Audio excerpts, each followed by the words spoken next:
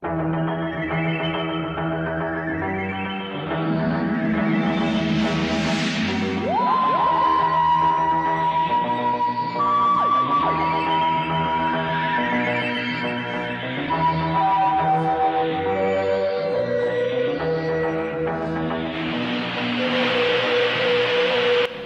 is He Who Moans, Doctor Who Reviews. I only complain because I like Doctor Who, and I care. And I overanalyze too much because, whatever, it's just my opinion. So, since some people are too quick to jump to defensive and start projecting when I say that Revived Who could easily be getting more involved with Classic Who to establish the link between the two a little bit better, because, believe it or not, Classic Who was not just about monsters. And when I say establish it better, I mean there's more that you could be doing on that angle than crowbarring in fan service references and thinking that that will pacify us. And since all the rumours say that the Master is going to be this series' big bad, that it really does make me sad that the big bad always has to be something from Classic Who rather than something original. Like, yeah, the Silents weren't great, but they were a start. Thing is, if you're going to keep recycling old Who, there's tons of stuff that you could be using, and it's not all monsters. I mean, yeah, some of the following list of 10 things they could be using, some of it is monsters, but there's lots of stuff that they could be using to call a series event. Because if you just keep bringing back old monsters for the sake of it, it's only going to be a matter of time before we're hailing the return of the fucking Vervoids or something as a series event. And when I do this list, I'm going to avoid the obvious ones from great stories that it would easily fuck up the original if it was done badly. Like, say, if they tried to bring back Shara's Jek from Caves of Androzani. So I'm going to offer New Who some Duplo bricks here instead of Meccano. Stuff that's easy to do, that's probably on a spider diagram in someone's notebook somewhere. What I'm also going to be doing is avoiding anything already in New Who, because why the shit people think Captain Jack should come back is beyond me. He was only here 5 seconds ago. Number 1. The Black and/or White Guardians. Yeah, remember that the Doctor is not the most important person in the history of the universe? Well, guess what, Moffat? He's not the most important person in the history of the universe. Remember that the Time Lords are not the most powerful race in Doctor Who, and there's actually this long mythology of omnipotent beings from beyond our understanding who work in ways that we can't begin to conceive? Well, yeah, there's that thing that I just said. It would restore a sense of cosmic mystery to a show that's lost it bit by bit over the years, and you'd get us marvelling at the wonders of the universe again, over the wonders of some guy from a corrupt society of preening bellends in silly hats. Yeah, the Doctor has always been an unreliable prick who can barely steer the TARDIS, failed his final exam at Time Lord Academy first time, and now you're basically telling me that he's Space Jesus New Who. No, don't buy it. Whereas bringing the Guardians back would fix that. Sci-fi's primarily about your brain imploding, thinking about the endless possibilities offered by the universe, and the Guardians had that in droves. And brain explodey head fuckiness, yes, that is an expression, shut up, is something that Moffat used to be good at. So, yeah, this is the next obvious one to go for. Number 2. Susan and Ian. Okay, call this continued bitterness on the fact that they didn't appear in the 50th. Like, yeah, I know that I bang on about Dare the Doctor's lack of concern with the fact it was an anniversary special, but they could still do this. Yeah, it's not about looking back, it's about looking forward, really, Moff. Yeah, as if every other episode of New Who doesn't already do that. Yeah, this was a special.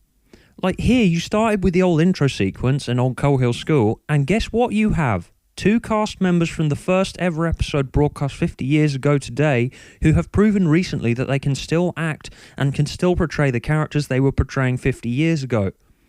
Like, it could have just been a cameo or something. Yeah, it's glorified fan service, but not if you justified it somehow.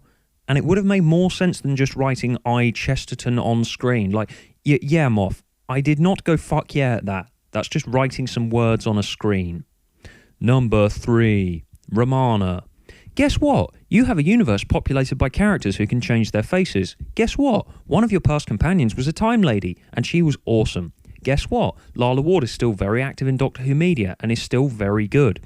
Guess what? If you felt you needed to, you could have her regenerate and show up occasionally, and it wouldn't piss the fans off if you got someone good, and you wrote her as Romana, and not your bog-standard female character written by Stephen Moffat stereotype of an overconfident, over-sexual loudmouth. I guarantee you that more people would care to see that than River Song show up every 5 seconds. Number 4. The Robot Yetis. Makes sense now, doesn't it? Great intelligence was step 1, and no, they would not look stupid and out of place in New Who. No more so than the Ice Warriors did, at least. And by Christ, was Web of Fear awesome?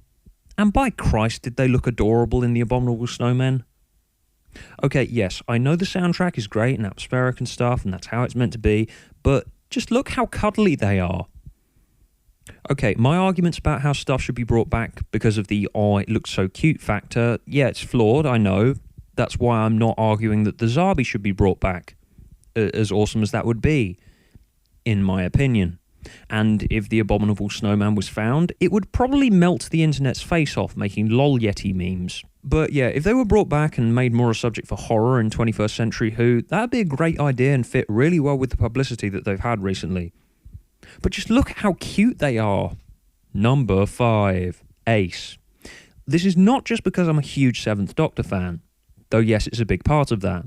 But believe it or not, Ace coming back makes more sense than most if you're familiar with outside TV canon media, and what Andrew Cartmel was planning on doing with her when he was going to be given head writer.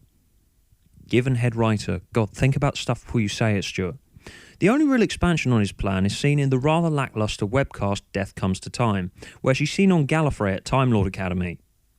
Yeah, making a human into a Time Lord, controversial move, daring one, could easily not have worked, and it's still debated to this day if it does work, and probably why Big Finish have stayed away from it. And there's a bunch of contradictory stories on what happened to Ace in the end. Personally, I think the Time Lord thing works a fuckload, because most people far too familiar with the Whoniverse have been screaming at their televisions since 2000 and something, Time Lord is a rank, not a species. Time Lords are genetically altered Gallifreyans. In fact, here are some regular average Joe Gallifreyans here in Invasion of Time. Yeah, what the fuck, New Who? But anyway, on Ace, you really think that they couldn't just genetically alter a human in a similar way to make her a Time Lord? They sort of did that with Donna. Also, it especially works if you like Ace's character, and wouldn't the Doctor's former assistant showing up with her own TARDIS, now older and wiser, wouldn't that be awesome? It's not that far removed from what Moffat did with River Song, and Sophie Aldred's only got better with time.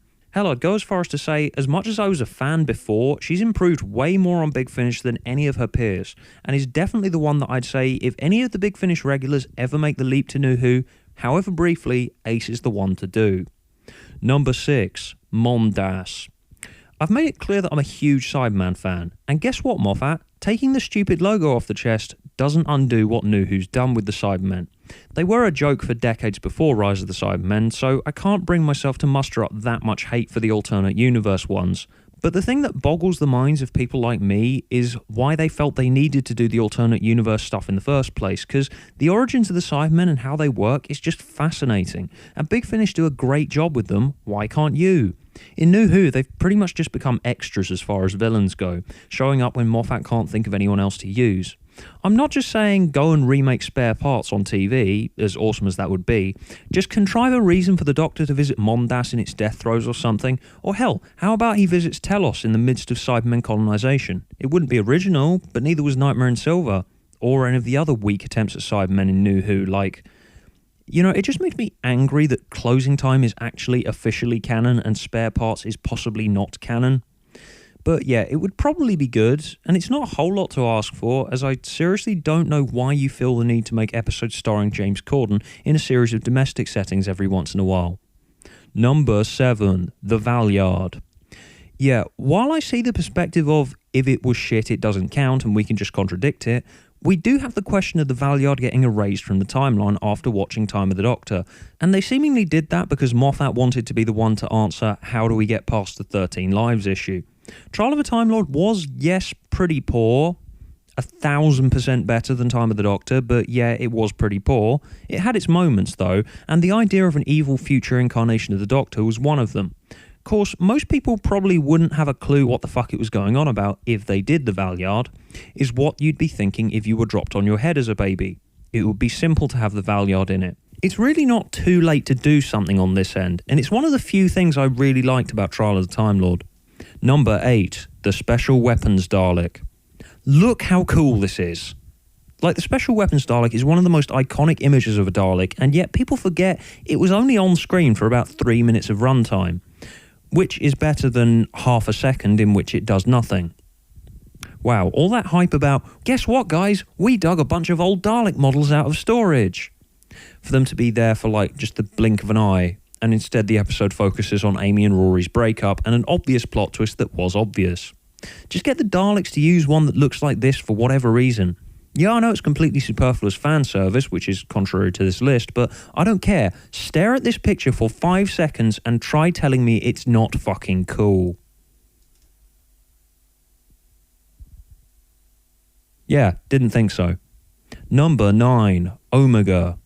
Time Lord Society has got a load of underexplored stuff in it, and people say the mystery and the intrigue of these godlike beings with such deep knowledge of the universe and how time works has been ruined now that we know more about how the society works. And I agree, yes it has. But if a building's already a pile of rubble, doesn't mean you can't piss on the dead bodies, right? Who's it hurting? Wow, that was a psychotic metaphor. I think I might need professional help. Anyway, what we don't know that much about is the central figures of Time Lord Society responsible for it. Rassilon and Omega. Omega being the one who's supposed to have sacrificed himself for the cause of inventing time travel. But he is still alive and out there in the universe somewhere in some form. And apparently Rassilon is walking about now too, somehow. So yeah, love to see Omega on the show again. Try not to fuck him up. And now, one that I know would never ever happen in a million years. Number 10. Fucking shape-shifting, mystery-solving penguin. Have I mentioned how cool this is? Oh, I have? Good. It's fucking cool. Yes, I know that a non-screen adventure with Frobisher would be horrifyingly easy to fuck up, but come on guys, all you need to do is do a mini-sode to see if it works. So get your CG team to stop rendering bland spaceships and weird floating face things and get the fuck on that one. Okay, yes, it probably wouldn't work, but at least it wouldn't be boring. If you have other stuff that I haven't mentioned, then please leave it in the comments, like the stoned Winnie the Pooh dragon monster from Terminus, or the massive amorphous sexual organ from Creature in the Pit, or that weird freaky thing from the Peladon stories. Or... yeah guys, the Vervoids really looked like that. Yeah, watched by an average of 5 million people for 4 weeks straight.